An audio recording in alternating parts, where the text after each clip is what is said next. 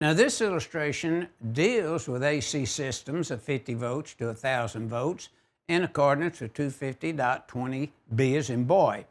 Now, personally, I like to look at AC systems of 50 volts to 1,000 volts in compliance with NEC 250.20b as system and circuit grounding.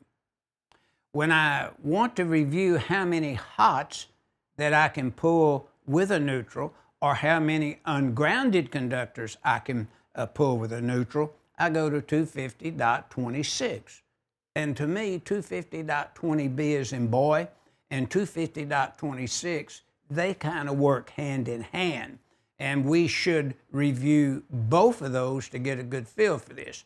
But now notice again, starting at the left of this illustration, notice single phase 2-wire systems, it's a grounded conductor. As previously pointed out, whatever L1 pulls, that neutral would really pull, but it's considered a grounded conductor because it's pulling the same as the L1. Now, to the right, that's not the case. We are pulling the unbalanced. So as previously pointed out, if we had 100 amps on L1, 80 on L2, the neutral then would pull the unbalanced of 20 amps. You say, what if we perfectly balanced it, 80 on L1, 80 on L2? The neutral would see 0. But now that gives us a problem with the illustration next. It's a Y-connected type transformer. It could be 277, 480, 120, 208. But notice the current were negative or positive. The common connection to earth ground there, where the neutral grounded conductor connects, will basically create harmonics. It doesn't create harmonics, but if you have equipment that produces harmonics, that grounded neutral conductor will see that undetected heat using an amp probe, and it will cause that neutral to heat.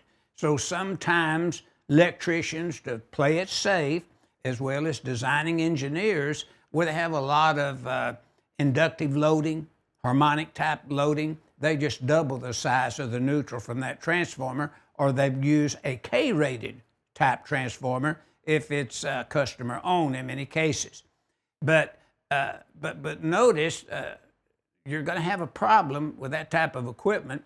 So if you have an office building, places like that, it's better to double that neutral or get a K-rated type transformer to take care of that, see.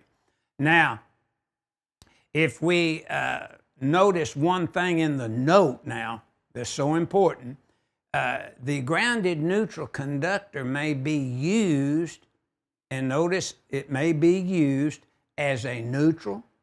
It could plus a supply side bonding jumper and a bonding jumper, so to speak.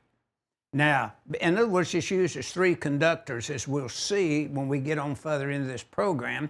But basically speaking, you would bond the service equipment enclosure with that grounded conductor back to the transformer.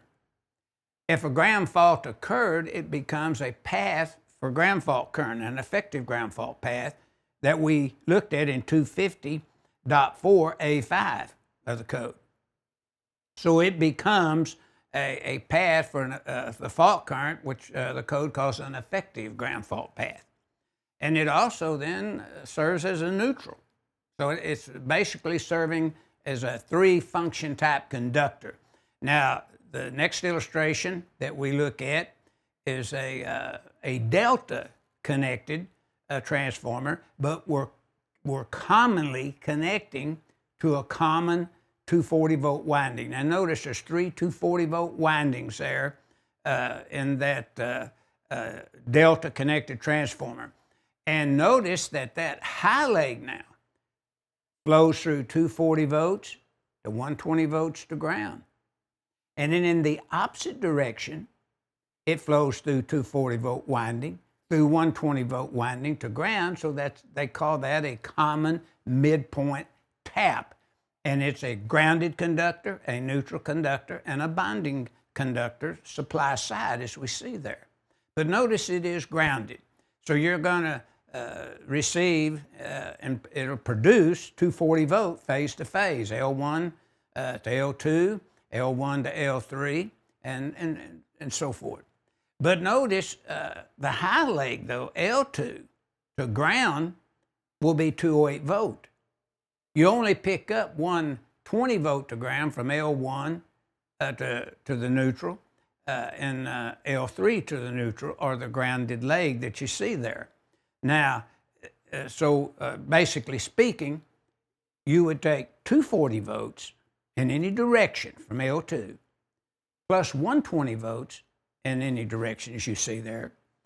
Add those together, 240 plus 120, divide that by the square root of 3, 1.732, then you know that's where the 208 volt comes from.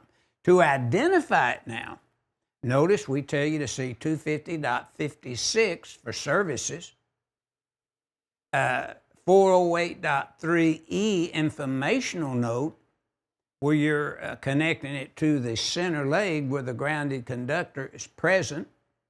110.15 says it has to be orange in color, or a identification means acceptable to the authority having jurisdiction, as 90.4 allows. So keep that in mind, and we have everything you need there. There's one section, though, that I would put with 230.56, 408.3E as an add informational note, and 408.3F1. Add in 110.15, which is your identification or color coding of the high leg system. And you know, people call that the high leg, the Y leg, the red leg. They have these names for it because it's a dangerous leg if you should connect it to a 120 volt circuit. So keep that in mind, and that's what that illustration is showing. Now, the illustration to the right, we have the same thing. We have a closed delta system using 3 windings or 3 individual transformers connected in a delta, but we do not have a center point tap there. We're actually grounding one of the ungrounded legs. Now, many times you will see a back-fed transformer, reverse-fed transformer, some call it, and you have 120, 208 on the secondary, and they'll bring 208 volt in, and then they'll come off the 480 volt side and corner ground it, as you see there, and use that transformer to supply power to 480 volt equipment. That's done quite often.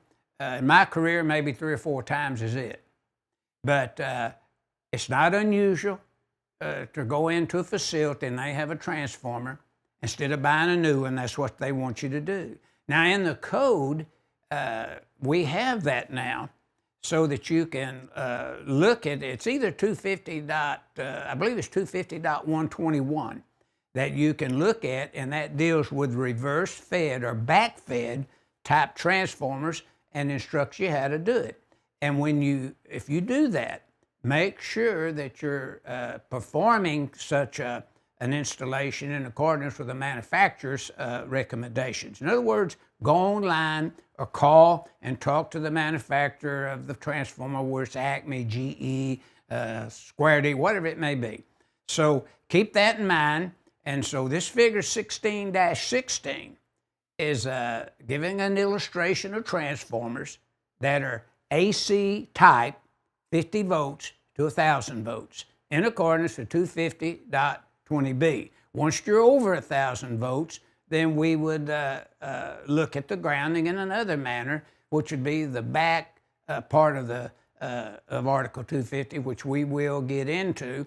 But we're told in 250.20d, I believe it is, about high voltage systems.